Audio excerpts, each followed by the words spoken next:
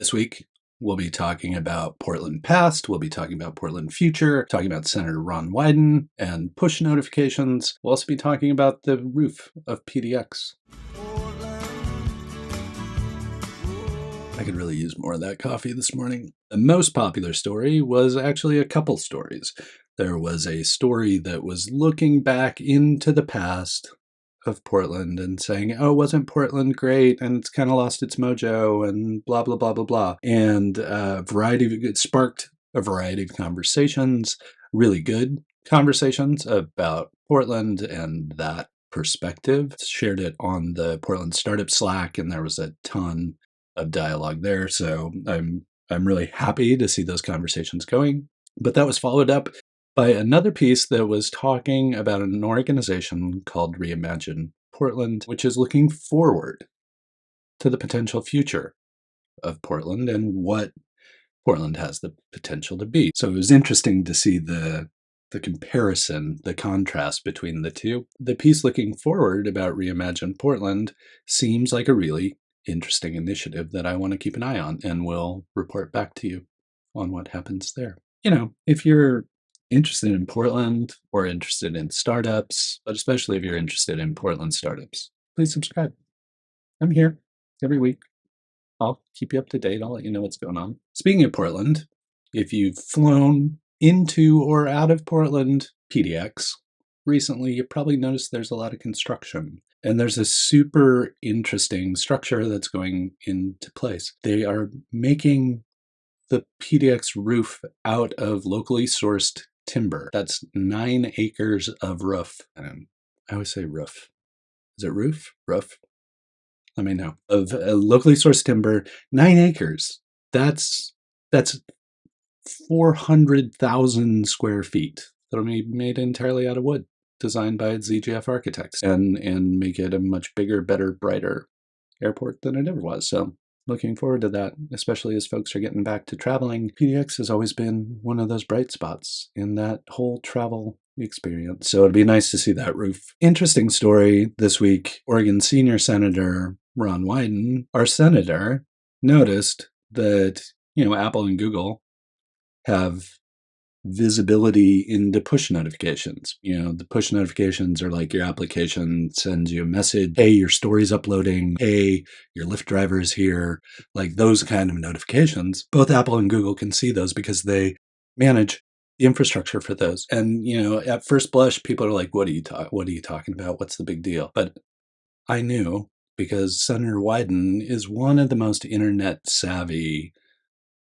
federal elected officials. The work that Senator Wyden has done has been critical to a lot of the startup community. And the senator's concern was, well, maybe they could be used, that data could be used for nefarious purposes. Turns out he was right. And Apple's like, thank you. We were not allowed to talk about this, and now we are. So thank you, Senator Wyden, for letting us tell you what's happening with that, and who has asked for access to that kind of thing. We haven't been able to talk about it, but now we can. Thanks, Senator Wyden. This is a little bit of a personal one. There's a woman in town named Carmen Olson. Badass. She has worked at Reese's, the Craft Brewing Alliance, AB InBev. Now she's opening a food and beverage consultancy. So if there are brands out there that are looking for assistance in the food or beverage space, I highly suggest you talk to Carmen. The reason I smirk a little bit at this one is I actually worked with Carmen like at the turn of the century when she was working at a tech startup that I was at. So it's funny how those things come full circle, because now Carmen, as I announced like last week, Carmen just joined our board at Built. It's an American commercial and video game voice actor. My Alexa device was talking to me. I apologize. But apart from working with Carmen on the Built board, I'm really excited to see her launch this consultancy, and I'm excited to see the folks she gets the chance to work with. I always love people who look at community and say, there's no part of the community for my peer group. I think I should create a subset of the community. I think we should gather in a new and interesting way. And that has now happened. There now is a society of automation software engineers. So if you're an automation engineer and a software engineer and you're like right where the Venn diagram, kind of crosses over, there's now a local society for you, started by the folks at Loop. Check that out. Always love to see new communities forming. And if you have a subset of the community that you would like me to talk about or like me to share, please let me know. Always happy to help with wayfinding. I get so many people who come to me who are like, hey, this is what I'm doing. Who are the people in town I need to be talking to? Events next week that you should be aware of. Founder Coffee. That is only for founders.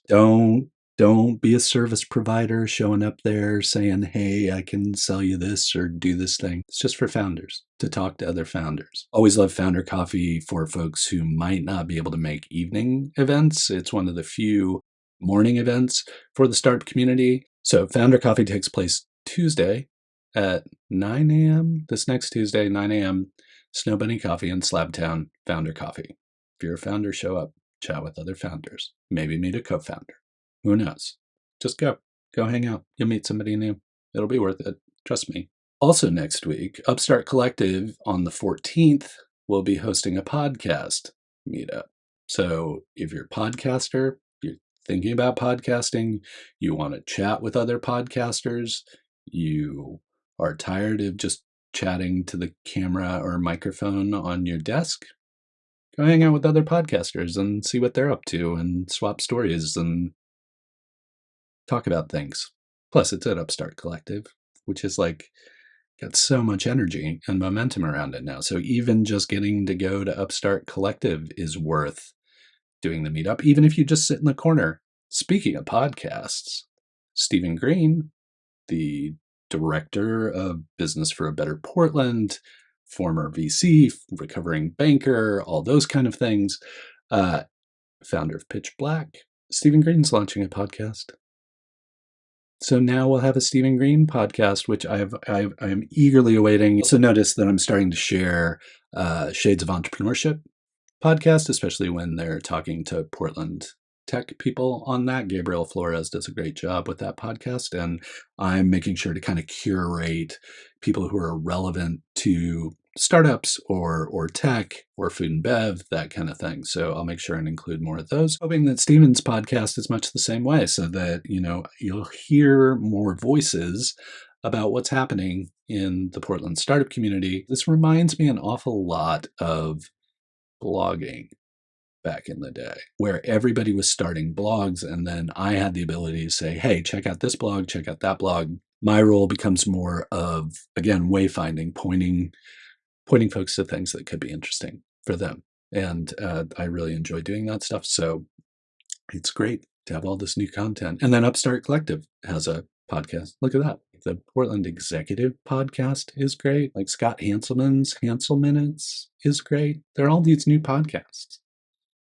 I didn't really used to listen to a lot of podcasts, but now I'm listening to a lot more because they're just a bunch of great podcasts. I should probably do a list of podcasts. Startup podcasts, great. I'll listen to them, but I'm super interested in ones that are particularly Portland focused. So if you have suggestions, I would love to hear them. So that's it for this week. You got stuff to do. You got holiday shopping. You got celebrations to go to. You don't need to be sitting here listening to me. Go do your things. Go do your stuff. Hope you're holding up amidst the hectic chaos that is the holidays. And I also hope you're planning to get some downtime as the end of the year comes up. I know you got planning to do and all that kind of thing, but take some time for yourself, get some downtime. You really need it. So please get some downtime. I'll keep track of the news for you. That's one less thing for you to worry about. Hang in there. Try and stay sane during this crazy time of year. And until I get the chance to hang out with you again, please keep up the good work.